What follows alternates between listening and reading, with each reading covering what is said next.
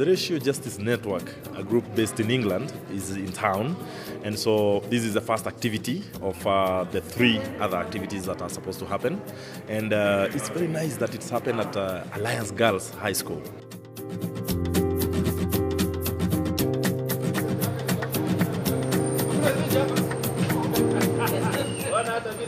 So part of the reason we wanted to come to Kenya is because conversations about decolonizing education in the UK only really think about the UK. So we wanted to make for a more international conversation, think about what's going on in former colonies that are still suffering with neocolonialism, and recognise the ties between our experiences as British people, or people living in Britain, and people here in Kenya. Remember, resist, repair is the kind of slogan that we've come with. Thinking about education, we're talking about remembering the histories that have been erased, remembering those that have come before us, remembering those histories that our education systems want us to forget about. So we wanted to be in contact with as many different groups and people whilst we were here in Kenya. So the first day we were at the school, Alliance High School for Girls, because we really wanted to engage with young people and learn from young people. We expected 60 students, we got there and we had 500 and we had to change the entire workshop. What we had planned, we had to change everything, and it worked. When I migrated to the UK, I say a lot of us, and I see and I hear, because I've still got relatives here, the whole idea of admiration for or wanting to go to abroad, like we haven't got enough here. And I think, again, it's worth mentioning some of the reasons why we haven't got enough here is to do with the colonial legacies. A black teacher in the UK told me the situation for black students in the UK is absolutely dire. And that's a direct quote from the teacher. Black students have a curriculum that does not celebrate their history, meaning black students in the UK, they don't learn about the history of the countries that they came from or their parents came from. They have to rely on community programs like Kwame's to learn about their history. As well as black students not learning their history, it also means white students in the UK don't learn their history. So dreadlocks are often banned in school because they're seen as unprofessional. Afro hairstyles are often banned because they're seen as unprofessional. But the logic for this is that Britain too often thinks that black people are unprofessional, so black hairstyles are banned. This causes a whole range of problems for black students in schools. Kutetea haki sio vibaya. Kwa hivyo mimi ni mwanaharakati ambaye natumia sanaa kueneza na kuendeleza harakati, activism. Sawa? If only I knew how to play the guitar. If only I could play the guitar, I would have done a song for you, Mama Mekatilili wa Menza, queen from the Giriama land. She who in 1912 was stolen and taken all the way to Gusii land by the colonial terrorists. You know what she did? She broke out of prison and walked back more than 1,000 kilometers to Giriama land to continue with the liberation of our people. Simumpigie makofi yule mama. We are now interacting on matters race, matters governance, matters politics, matters change, matters revolution, matters change in the world. So if only I knew how to play the guitar, I would have done a song for you, Queen Mekatilili wa Menza. If only I could play the guitar, I would have done another song for Mama Muthoni Nyanjiro, Mama Yetu, 1922, pale nje ya Central Police Station. She went and rallied Kenyans and asked them to protest against the jailing of our leaders. And when the colonialists saw this and heard her words, which were, kama nyinyi munaogopa wanaume, basi mvue hizo longi zenu, sisi tuvalie. The idea of art and education is something that doesn't really often go hand in hand in the UK. So, you know, art is very much seen as a subject here, whereas mathematics, science, English is very much more honoured and more respected. So In my formal education, I've been to university, I've been to high school and throughout the system. It's only since perhaps leaving that I've gained knowledge from other cultures than the British system, and I'm just still beginning my education journey, and very much art is a key learning tool for me to communicate, but also to learn from. Africans were fighting for their freedom, so it wasn't one white man who signed a piece of paper. Wilberforce was the white savior. All Africans are dum-de-dum, dumb. Oh, private national corporations, yes, they still rob I. Sold I Wilbur Wash and heroes like William Pitt. Centuries after they supposedly freed I, we're still dealing with black inferiority, white supremacist bullshit. We use the medium of poetry and poetry slam to get stories out and to encourage the verbalization, vocalization, and the performance of words. Nkrumah Nani Nahanda and 1,000 Desains stitch bullet holes of history and her story to see. The owners of the plantation now own the penitentiary. I think it was very successful because we were able to do an exercise within a very short time, and the girls had to come up with some material, like write about things around them, what is broken, what should be repaired, and how should it be repaired. And the kind of stuff that we have collected is just so amazing, I can't even believe it. We really encouraged people to write freely and to respond to prompts such as repair, remembering, people to remember, but also looking at their own communities and what is positive in there, and also what needs to be repaired, what is not so good. And so it got people thinking about the bigger picture, not just locally, but also nationally and even internationally. Indeed, Africa is the best place to be, home of joy and success, home where God's blessings reign. True, we need to go back to our past mothers, recall our morals and values, because that's what makes us who we are. Most communities are modernized, but the traditions are fading away. I ascertain the factor that makes our nation broken, and the key solution is unity. I have actually learned to value my culture and to accept where I come from, who I am, and yeah, that's like I should not let go of that, and I should not try and change that in any way. We should be able to take both modernization and our culture, because our culture is a beautiful one. It's one that's rich and full of flavor. So it should be just paired up with modernization, and we can be able to go so far.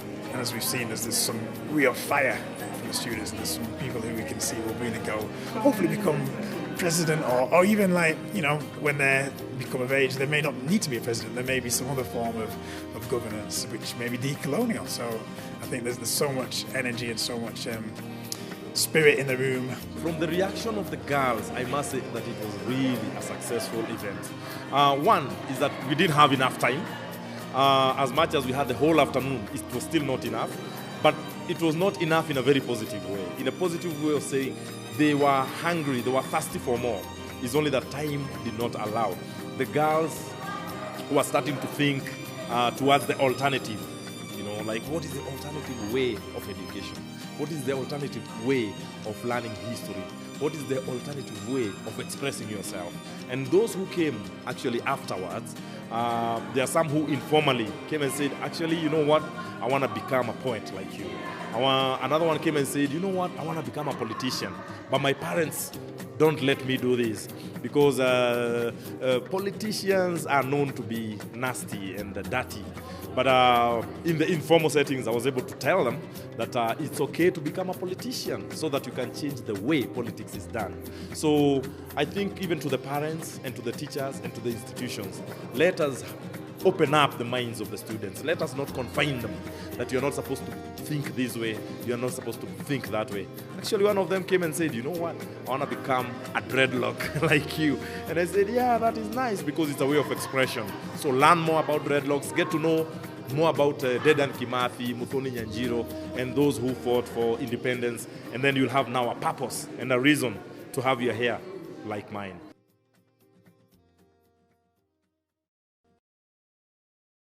Tuesday was 2 workshops. First one was decolonial legacies, in terms of what does colonialism look like, and that was good as well. And that was one people saying they wanted to talk about it all day, but unfortunately we couldn't because we had everything is timed and short. We also had sessions on land and justice where we got in touch with nature and thought about how we're connected to nature and the earth and the soil, and I think that's something we really don't think about in the UK, so that's one of there seems to be far more attention to that here in Kenya. So for those of us from the UK, that was a really good learning experience, and it's only going to be more and more important. We're seeing here whilst we're in Kenya that apparently January is usually the driest month, but whilst we're here there's been rain, the mangoes are not ripening the time they should, so we're really seeing the effects of climate change.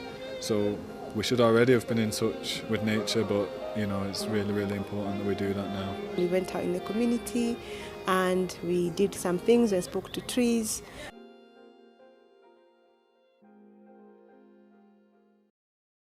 The third day we followed up on the activist workshops. We had sessions on what activism looks like, where we tried to challenge the stereotypes that activism is just men shouting in the street, and recognising the different forms that activism takes, that it can be writing, that it can be poetry, that it can be art. Gituku talks a lot about artivism, which I think is an important concept, recognising the way art and activism intertwine. And we also spoke, Sai Murray gave us the quote asking who does the washing up in the revolution, and I think that's important to think about. So that was a very, very interesting morning, very well facilitated by Desiree and Sharon. People think activism is something else that's done by very bold, brave people who tie themselves to trees and, you know, run around in roads and stuff. So we wanted to say to people that actually you can do something. But what was interesting, and I think has reflected after, was how people said, well, activism isn't, or activism solidarity isn't. We can't agree on everything, and I think that has come through. It's not about, you know, me shifting. It's about collaboration. It's about really recognizing where all the groups are, their journeys and where they're coming from. Activism isn't about egos, and I think sometimes what people have seen as movements, if they're led by egos, usually if somebody wants to be at the front, to be the person who says everything and everybody agrees with, that usually means they don't go very far before the people who've started off following the person actually pull back, and then it all falters. So that was really good. And then we had an afternoon session that became very competitive. I thought I had friends and colleagues who were, because that became, it's like, no, this is about winning. But it was really good because, especially I think, and in all of this, and maybe I'll say it after, has been how effective and how intelligent and maybe intuitive the team is. So today, I'm really energized by today. It was beautiful, and I think I've got to give a big up to this place, to Power 254. I was saying, as soon as I walked in here, it felt like home. Just the beauty of the art. Art is in every single corner of this place, and it really made me feel, like I say, at home, and the greenery, the plants, the vibe, and that's what the session was about. It was about how art and creativity can be used to resist, to decolonize, and so. Yeah, we had various exercises in order to let people think about that, to enable people to talk about their experience of using art to resist. Yeah. This is an exercise which we use in the UK quite a lot in my work as a poet coach and facilitator, and it's a game called Alphabet Attack. And so we have two pieces of paper on the wall, and we write the alphabet from A to Z on each piece of paper. And then we have two teams. We line them up in a relay race type formation. One team, in this case it was the green pen, one team has a black pen. And then when we say go, they have to run or move quickly, because it's a race, to the board and to write down a word associated with that letter. And we give them a theme to write to. So the theme we gave today was the theme of why we're here, which is remembrance, resistance, and repair. So everyone had to write a word that related to that issue, and then in a race. So it was whoever was quickest wins. But the game doesn't end there. You get the chance to challenge words of the other team, and in doing that allows people to then talk about why that word is important, and to think beyond the box, to connect why words, and to really use the skills of reason and logic, and to put words together. So it goes beyond just a word game. It's a game for energy, for community, for thinking about words, for decolonizing words. Obviously Swahili words, all other words in our languages are valid and welcome and encouraged. But they really brought that out in us, and we had a lot of fun as well. I think that was quite an important session after such heavy topics, for us just to have fun and spend time together, get to know each other a little bit more. We were deliberating on artivism, on ways of using art for change. And so my session, ideally with Brother Sai, my comrade, was more about making ourselves, or checking within ourselves what capabilities we have as individuals in the use of art for change. I spend a lot of time with things that are still in their original form, plants, nature. I try and encourage people to be close to nature. So I usually plant them in recyclable wood. I just get wood, make containers out of them, use kitchen scraps to make organic soil. Again, there's a lot of lessons in that. There's the patience, having to wait for things to happen naturally. So you get your organic soil, you plant your herbs, and there's a it's symbolistic because I'm using dead wood, and then the dead wood eventually becomes the thing that holds new life, which are now the herbs. We had an amazing panel discussion in the evening. It was really, really well attended. Again, people from a cross-section of society, academics, activists, young people, all came, all really engaged with the panel that, again, thought about colonial legacies. It was nice to have a panel, 4 women and 1 man on a panel, because in the UK, and I'm sure here too, it's often the other way around, that men dominate. So it was nice to hear the perspectives of women who are out doing the work that needs to be done. And again, the audience had plenty of questions and plenty to say. So I think it looks like people are really wanting more. Corruption is everywhere, and different forms of corruption is everywhere, is global. In some senses, and what we haven't really managed to touch on, which maybe we can do later on in the panel, is talk about capitalism and the effect that has on the world. It's a system of oppression that affects everybody, but obviously with our privileges in the West or in the global North, we're not being killed in as many numbers, we're not being incarcerated as many numbers, and we're talking about economic oppression also, which more impacts the global South than it does the global North. And I think you cannot be an activist and not understand that. We also kind of, whilst being here thinking about the climate crisis, the climate crisis is fueled by white youth back in the global North, but here it's fueled by farmers, mothers, street workers, anyone, because the climate crisis affects everyone here, whereas in the North it doesn't affect them as much. While they can talk about it a lot, and now we are talking about it a lot, it still doesn't affect in any kind of percentages as much as it affects the global South. I think that's important, because then we ask who's in the room when we're having these discussions. So when we're talking about climate crisis, we want to talk about who it affects the most, and it's them that should be in the room, which is why we're here. Because the community was there, and because a lot of people who had been at the workshops but also that were new to our events came, I got to see a lot of different perspectives of Kenya. And I feel like, although I was one of the panelists, I learned more from the audience and by speaking and networking with people. So that opportunity to meet people and feeling like people were willing to have that conversation and were ready to have that conversation. When we get together as a group of people, what we find is a lot of our similarities.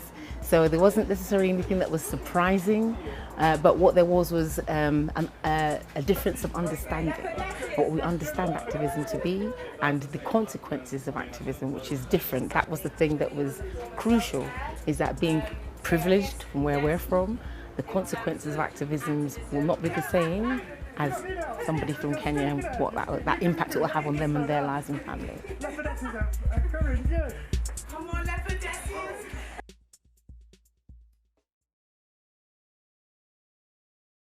And the relevance of education and training in Kenya. So today, obviously, we were at the university, and what we wanted to do, because I said I came here last year, and so that what we had was a room full of professors and deans and doctors, and maybe some students, but there was nobody from the community bringing something different. So this time the challenge was we want to bring activists to these spaces, but also bring activist perspectives and what they're doing in the community. Africa had great kings and queens, you should know. Such a history it will show. If you don't know from whence you come, then you are doomed to live in shame. Yes. This reminds me of the great Queen Zinga of Angola. She who, when the Portuguese came to occupy and shoot, all she did was look and spit back. I say, Africa had great kings and queens, you should know. Such a history it will show. Yeah. If you don't know from whence you come, then you are doomed to live in shame. 24 hours as a crow flies. Sankofa looks backward, reveals lies. Roman roads, straight, scorching skin. Septimus Severus, they try to sever us. There were Africans in England before the English. This is the African circular, non-linear, a total eclipse of Descartes, Ubuntu in hearts. You can see people heard something different. Dr. Mami said something about she feels like she's been converted. I consider our conference a success. We may not have done everything right as we would have wanted, but then we have interacted with activists, artists, and academia, and we can say and agree that it is possible to work together. And we have realized we have potential that we can bring together and bring some change in education. This whole collaboration that we're pushing for, collaboration between people working in the community and activism to work with university and maybe overcome the hierarchies that exist. We've seen that there is a possibility. The artists that we've met who are doing amazing work, how they're able to translate and interpret what they're doing as resistance is really good. Sometimes all I want to do is cry, but I stop myself because princesses don't cry. But that doesn't change the fact that I'm a mess, I'm a loser, I'm a hater, and I'm a user. Daddy told me I'm beautiful and gorgeous. Now I can't be in this world because I am colored. Daddy told me that Africans have the prettiest clothing. Now the loathing makes me burn up the clothes in flames and follow the lame codes. And when I look at the sky, I see love, I see joy, I see man. And when I look at the dark night sky, I see glittering eyes, an African smile. I see African, you and I. We wanted to see what work's going on at the local university, hopefully make partnerships between universities in the UK and universities here in Kenya, specifically the University of Nairobi. And we're really thankful to those that hosted us, Marcia and Dr. Kahigi, who put an awful lot of time and effort and energy into making this happen. Decolonization as Africans, it's necessary for us as Africans, no matter where we are. We need to decolonize all aspects of society, never mind the institutions like these, the education institutions. But obviously it's important to decolonize the institutions, but on every aspect of society needs decolonizing. And it's not even like us as UK people coming over and saying, you people need to decolonize. We over there need decolonizing as much as over here, you know, as Africans over there, because we are Africans as well. So we also very much need to decolonize over there as well. The summary of today, the conference, actually shows that people want to decolonise. And when I say people, I'm talking about various groups of people: academic, activists, artists, people in the community, students. There's so many people who are looking towards this notion of decolonisation. And when you have so many people who are ready and willing to even have this conversation, I'm sure that there is space for this conversation in Kenya. And whether or not that work grows with us or grows somewhere else, I do feel like the conversations and the efforts towards decolonisation will continue. Although they're not new, I know that from here they're going to keep building, especially building in the hearts and the minds of people. There's been many highlights. Githuku and Sai doing the performance that was not even practiced at, and he can hear me probably, doing that performance at the Alliance Girls High School was like one of the highlights because it felt so natural and connected. But other highlights have been, one of the things we wanted to do is not just talk about the curriculum and the history that we don't know and don't have about ourselves, is also to change the curriculum. And I think one of the things at the opening remarks was there is a possibility. And if that is even possible, because obviously I'm an organizer, I'm an activist and a campaigner in the UK, and I know sometimes things can take like a year, sometimes can take years to actually, from where you have an idea to actually you making that change happen. But the fact that this was suggested that it is possible this morning by the people who are in charge of this curriculum, for me is like, feels really, really positive. In many arenas, unfortunately, homeschooling is not seen as a viable option. And so for us to be invited to be here was definitely something that we really appreciated. And just the feedback from some of the lecturers and some of the students, some of the activists that were here, they see that, you know what, homeschooling is something that, they're onto something basically. And so let's see how we can collaborate from working with teachers, helping to make some improvements in curriculum so that just as our home educators are doing well and great things with their children, there's something that teachers in the formal classrooms can learn as well. And some homeschoolers are trained teachers as well. So there's something that we can all learn, and there was definitely an openness and willingness to receive the information that we as home educators have to share. I think this idea of this sort of conference, advocacy, is very important. Even what we discussed about the curriculum. How can we, now that we are coming up with the CBC, because I can see that being something related to what you are talking about, where you are thinking, yeah, this is the child, this is what he should learn, what is his experience. So how can we bring in more of our own heritage so that we make him a true African child, or her? When you talk about decolonizing education, as homeschoolers, we know that parents definitely are skilled and have the ability to teach their children. And what many of us have seen is that in formal education, in traditional schools, there's not enough emphasis on our culture and our pride as Africans, whether we are here on the continent or in the diaspora. And so homeschooling is a way that parents can make sure that their children know how to speak their mother tongue. Their children know values and things like respect for elders. They know about the great kings and queens of Africa, as opposed to just learning a Eurocentric way of thinking, and that everything good came from Europe. I think Afrocentrism now seems to be the best option for the development of our education, in terms that, one, Afrocentric education is holistic.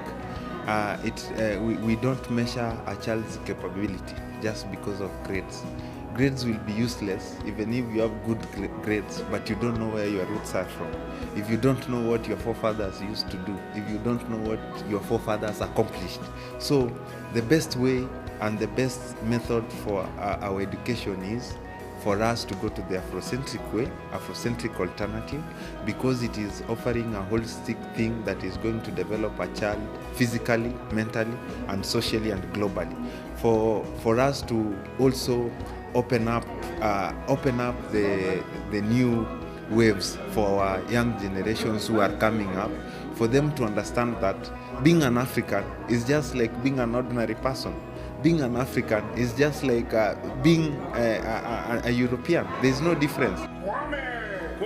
It's all, for me, a person who's I've never, as a youngster, I didn't come up through university and all that kind of thing like most, if not all, people here have done. So for me, it's very much a unique experience, because the idea is to set seeds in motion, things in motion that can develop after we've gone. Yes, we want to create alliances with us and Kenya, but when all said and done, it's about Kenyans picking up whatever and using it to the best of their, how it can best suit them, help them, and if we can be part of it, yes, that benefits everybody, but ideally it's a Kenyan, the idea is for it to be a Kenyan thing. Perfection. A 10-letter word that means having no flaws. It's more like a 10-letter word than something that doesn't exist. A state that puts so much pressure, forgetting that our flaws make us unique for what's a man without flaws. Perfection makes people think that their skin is paper, forgetting that it isn't. Powerful, moving. I should say I've cried a lot this week listening to and being inspired by, particularly by the young people. But amazing, inspiring, moving, and wonderful. A part of the Kenyan experience I'm really enjoying, that wherever we go we get tea and food, and I've heard the saying, and maybe you can correct me, that you don't ask a visitor where he's come from until you've fed him. I think that's really beautiful, and there's a lot of those cultural aspects that I think would be welcome in the UK. That their face isn't a mask, they shouldn't cover it. It makes young people forget the usefulness of their youthfulness. Makes them wonder if they're wonderfully made, fearing to be found more fearfully made. Makes them lose their sanity for something that's just but pure vanity.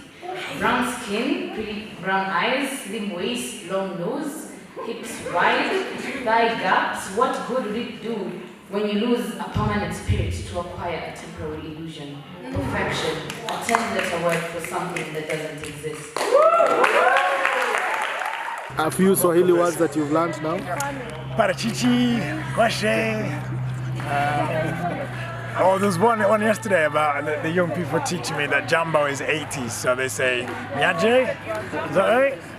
And what's the response to Nyaje? Poa. Poa, yeah. Nyaje, poa, yeah.